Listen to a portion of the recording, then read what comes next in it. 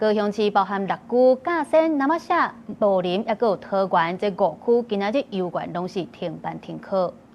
來看溫度，這波方面雖然這2天會留啊往南邊刷到巴士海峽，不過拜五又會走轉來影響咱台灣，這雨打算是會落到後禮拜1、拜2，尤其中南部地區甲華東山區的雨會落上大，嘛要注意會透強風。咱繼續來聽氣象署詳細的說明。